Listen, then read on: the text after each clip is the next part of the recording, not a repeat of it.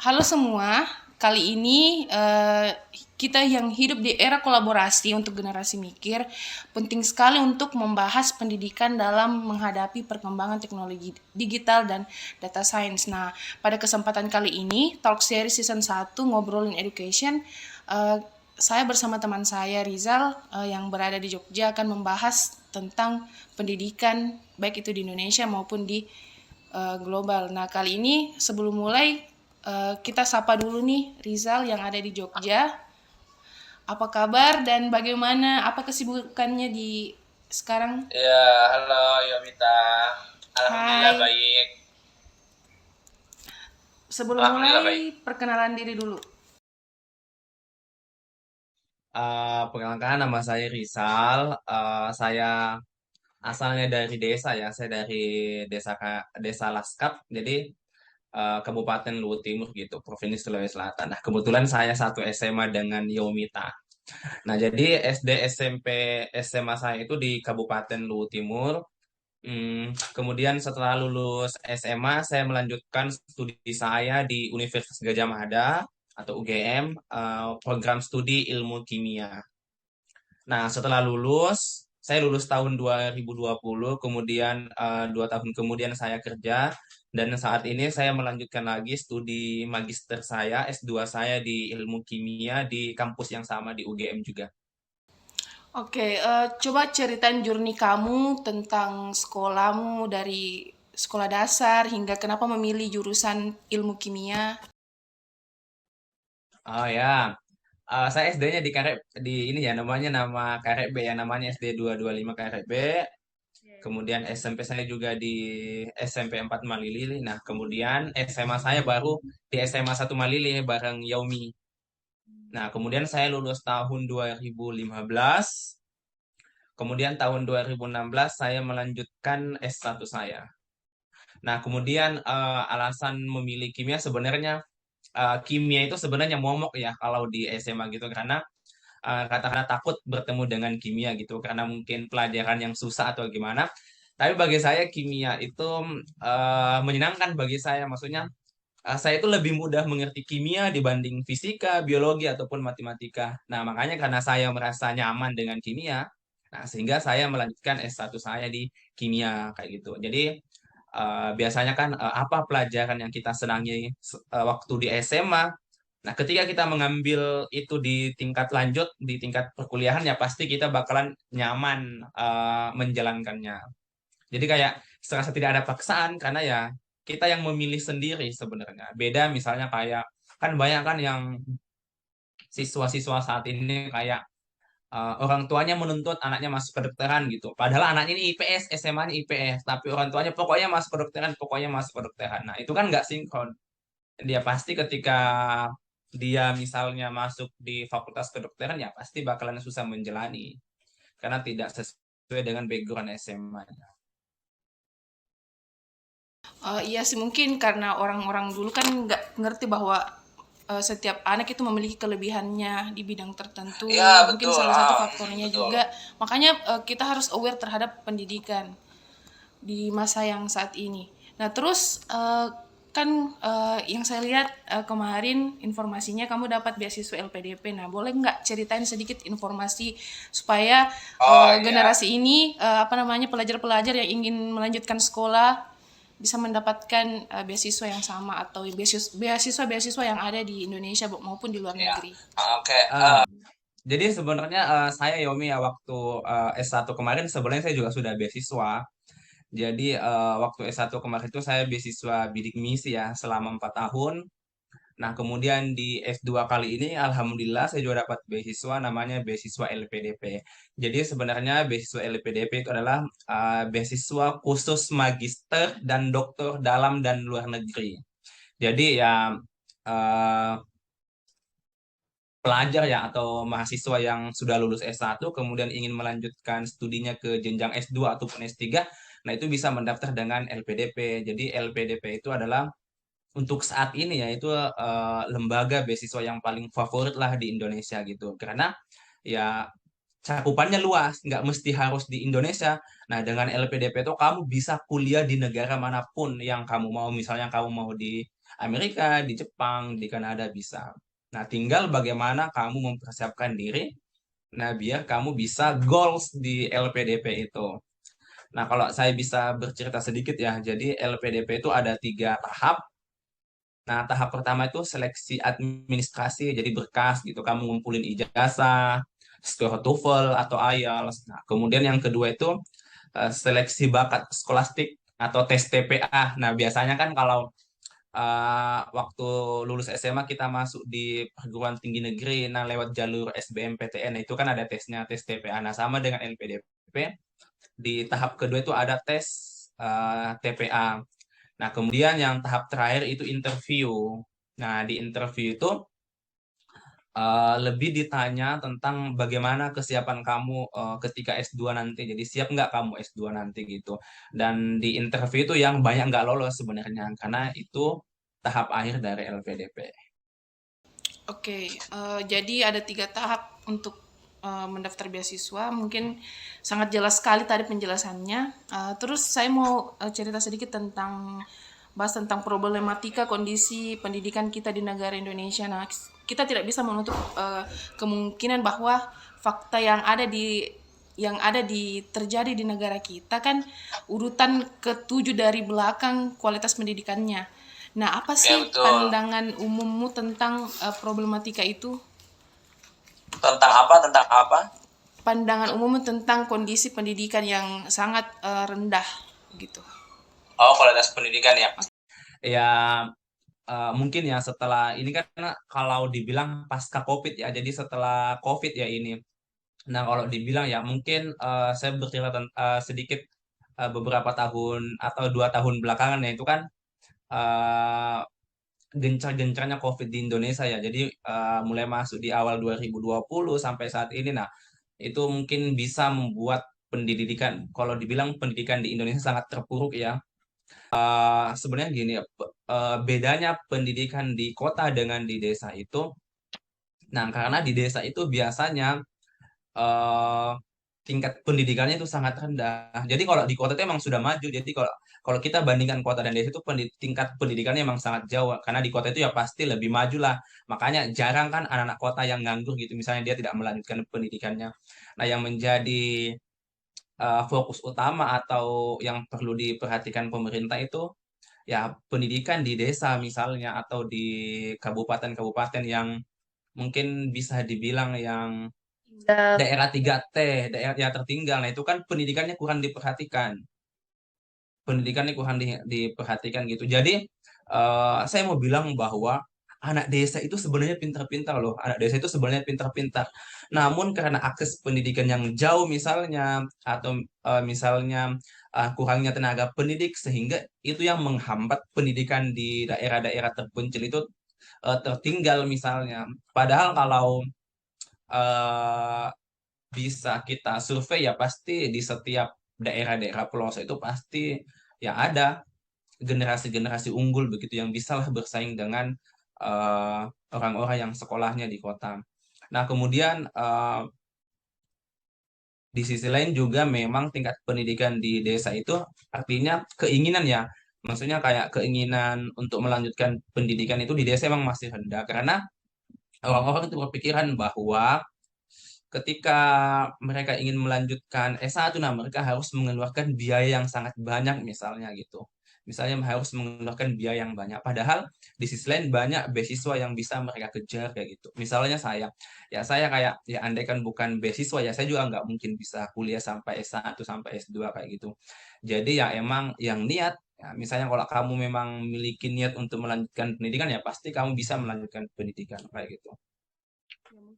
Ya mungkin juga salah satu faktornya ya lingkungan dan awarenya pendidikan juga sangat kurang di desa, apalagi mindsetnya orang dulu kan ya pendidikan itu mungkin ada sebagian orang yang menganggap pendidikan itu penting dan ada yang tidak, dan mungkin Ya betul. Ah.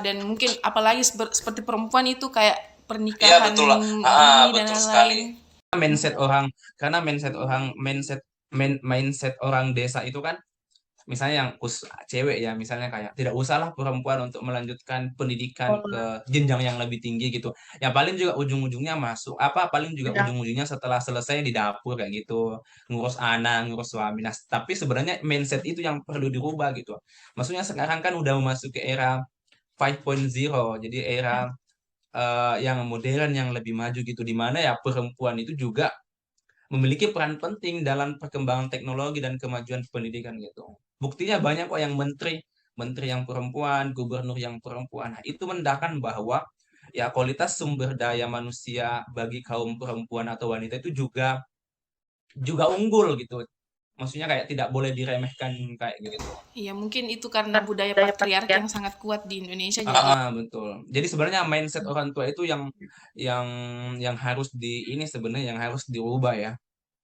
Dan biasanya orang tua yang berpikiran seperti itu adalah memang yang orang tua memang dalam sisi lain apa ya mungkin kayak orang tuanya tidak memiliki pendidikan yang ini ya maksud tidak memiliki pendidikan yang tinggi ya tapi sebenarnya itu pemikiran itu salah harusnya orang tua itu berpikiran bahwa ya cukup saya sebagai orang tuanya yang tidak memiliki pendidikan gitu anaknya tidak boleh.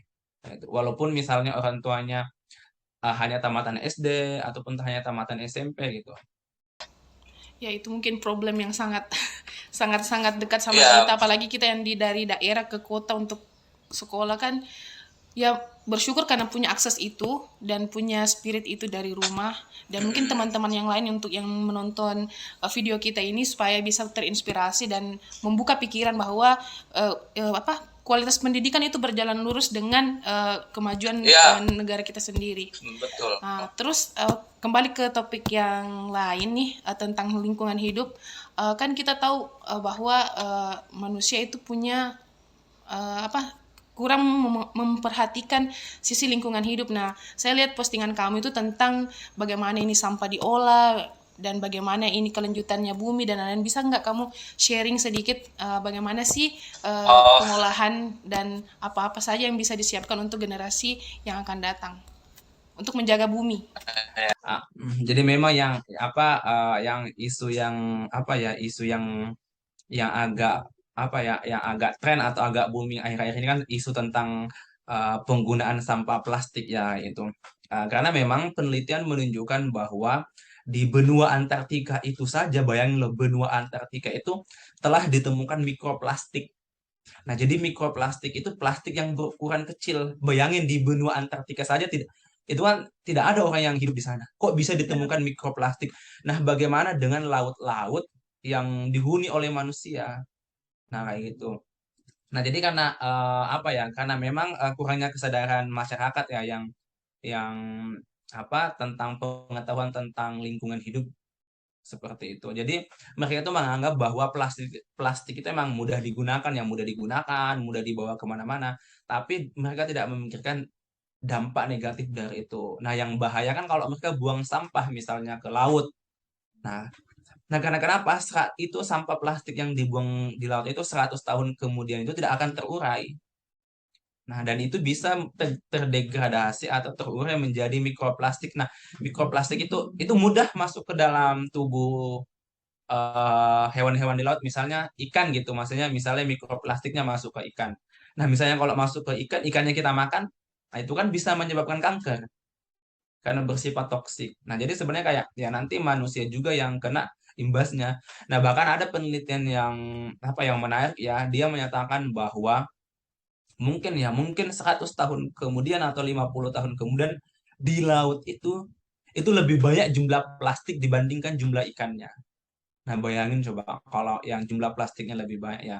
Artinya ya ikan-ikan di laut itu pasti pasti sudah tercemar dan itu kan dampaknya ke manusia juga karena ya kita kan sebagai negara kepulauan ya artinya ya juga mata pencahariannya bergantung dari laut. Nah, misalnya kalau lautnya tercemari ya pasti merugikan kita juga sebenarnya itu. Jadi ya saran saya ya memang apa harus sadar dari diri kita sendiri untuk mengurangi penggunaan sampah plastik. Misalnya kalau ke pasar bawa tas belanjaan, jadi nggak usah lagi beli ini pakai plastik, beli ini pakai plastik, beli ini plastik. Nah, bayangin loh, misalnya kalau dalam satu hari itu ada berapa banyak ibu-ibu yang ke pasar, ya seluruh dunia misalnya. Ya misalnya kalau mereka semua bawa tas belanja itu kan secara tidak langsung mereka telah mengurangi penggunaan plastik seperti itu. Oke, sangat bermanfaat sekali ilmunya. Dan ya sih, sebenarnya kita tidak sadari bahwa kita saja sebagai manusia kalau mau dibilang setiap hari pasti pegang plastik, baik itu di Iya, konsumsi betul. sendiri, snack-snack, dan di alfa apa lagi namanya, di tempat perbelanjaan kita tidak bisa lepas dari itu. Dan mungkin nyangkut dari yang kamu bahas tadi 100 tahun ke depan, nah kita bisa bayangkan bahwa bagaimana sih kontribusi yang bisa dilakukan untuk menyambut 100 tahun generasi emas di tahun 2045. Nah, apa sih yang perlu disiapkan di Iya, hari ini? kenapa? Di hari ini ku bilang apa saja kontribusi yang harus disiapkan untuk menyambut tahun 2045. Kan itu pada tahun itu kan Indonesia bertepatan dengan 100 tahun kemerdekaannya.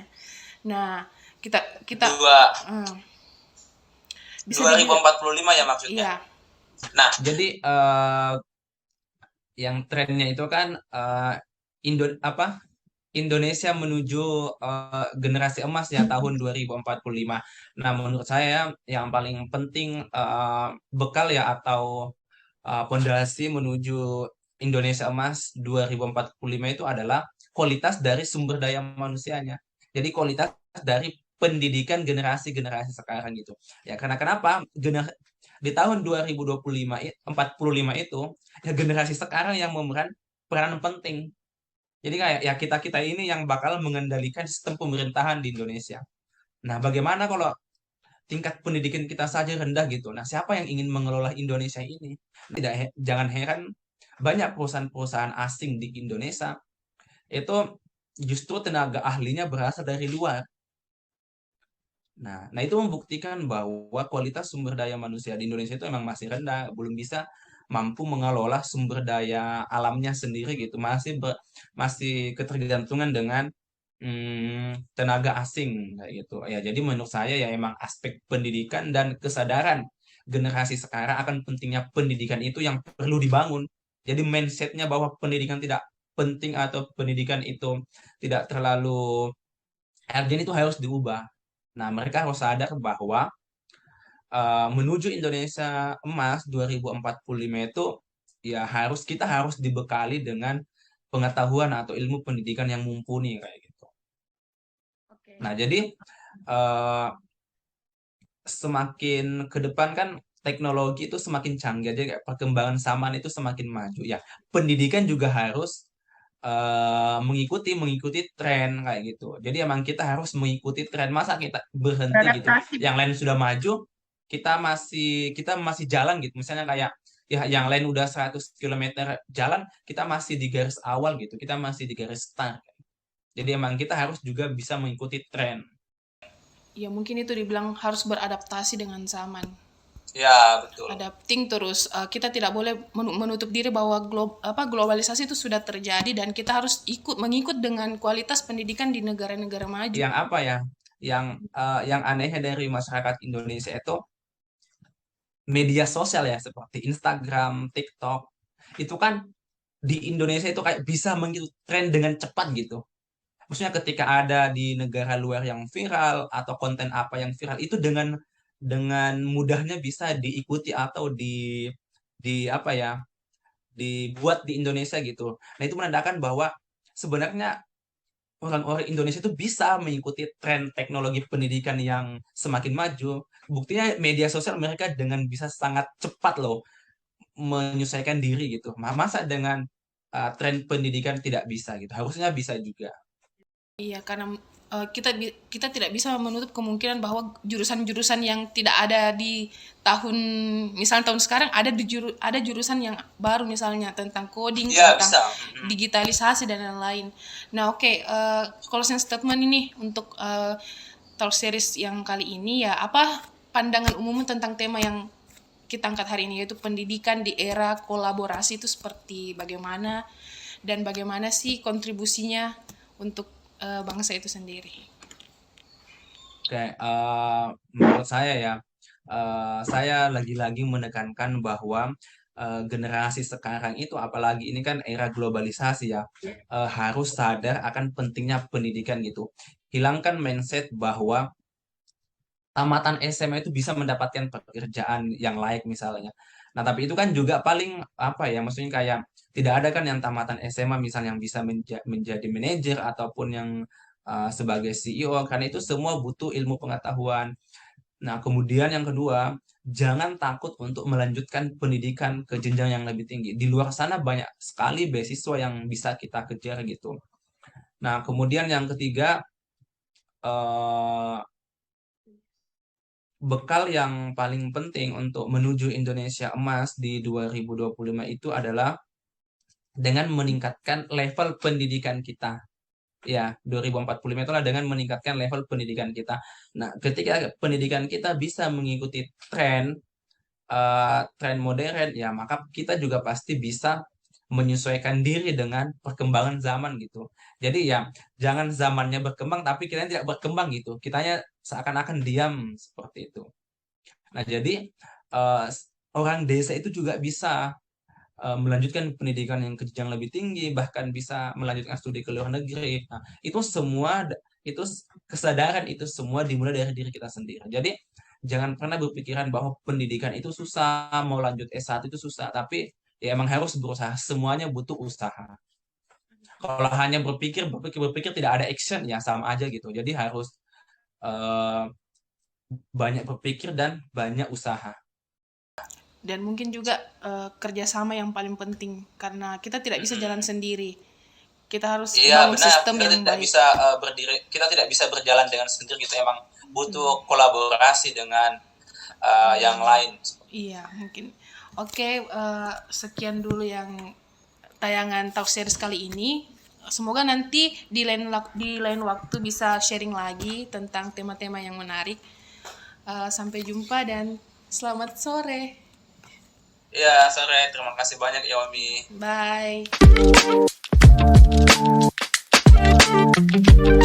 Bye.